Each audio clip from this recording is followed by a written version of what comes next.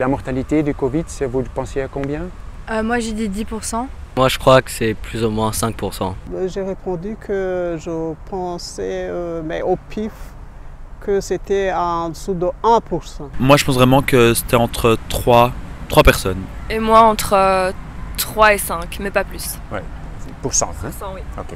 Avant je croyais que c'était 35%. L'OMS a publié que ce serait plutôt 0,23. Et ils ont corrigé vers 0,15%. En fait, c'est comparable à une grippe. Ok. Je savais vraiment pas ça, enfin, c'est bien que je sache maintenant, parce que ça m'informe de cette maladie.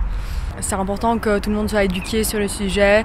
C'est un peu dommage qu'on ne sache pas ça. On devrait avoir été mis au courant. Ouais. Et d'une façon ou d'une autre, moi qui suis ici, j'aurais dû, enfin pas d'une façon ou d'une autre, avoir eu l'information. Si un médecin ou un scientifique voit se passer quelque chose qui va sérieusement pas comme il faut, est-ce que vous trouvez qu'il a le droit, ou peut-être même le devoir, de prendre la parole?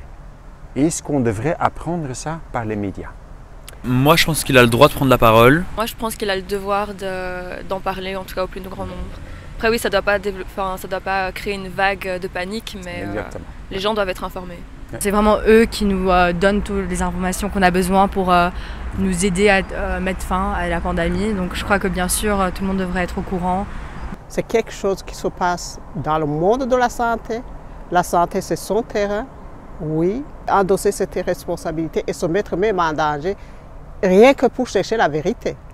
Pas mal de médecins ont des questions. Le vaccin n'est pas vraiment autorisé définitivement. J'étais réticente au niveau des vaccins, moi, oui. Et je voulais pas du tout me faire vacciner. Bon, après j'ai changé d'avis parce que je voulais partir en vacances et au final ils nous obligent en quelque sorte parce qu'il faut avoir des passes sanitaires pour juste prendre l'avion. Moi, le vaccin en tout cas, j'étais pour, mais parce que j'avais envie de partir en vacances. Le fait que des gens soient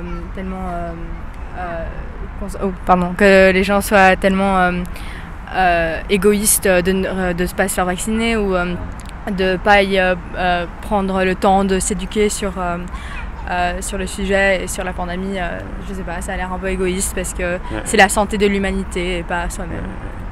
Est-ce que vous saviez qu'il y a en Belgique des centaines de médecins qui soignent leurs patients et que les patients n'arrivent presque pas à l'hôpital? Je savais pas du tout. Ouais non, moi non plus je savais pas. Je pense que je connais personne qui est mort du Covid en fait. Donc pour moi c'est pas si élevé que ça. On doit quand même faire attention aux gestes barrières. Et voilà. Je suis du même avis aussi.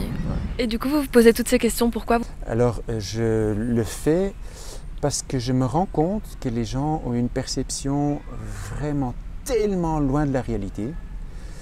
La plupart des gens me répondent la mortalité en Flandre, en tout cas, entre les 5 et les 35-40%. Il y a plein de médecins et pas mal de professeurs qui ne sont pas d'accord avec les mesures. Parce qu'ils se rendent compte, ce que beaucoup d'entre nous ne se rendent pas trop compte, que les mesures ont des conséquences lourdes. Beaucoup de psychologues et psychiatres appellent ceci une hypnose de masse. On a le focus vraiment sur ce virus comme si rien d'autre existe.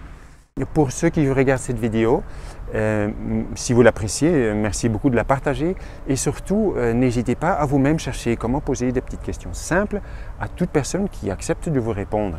Et ça peut aider les gens à ouvrir les yeux et à regarder quelque chose qu'ils n'ont pas encore regardé et peut-être s'informer chez des médecins qui sont plus engagés que ceux qui risquent de faire beaucoup d'argent au coût de notre santé. Merci beaucoup.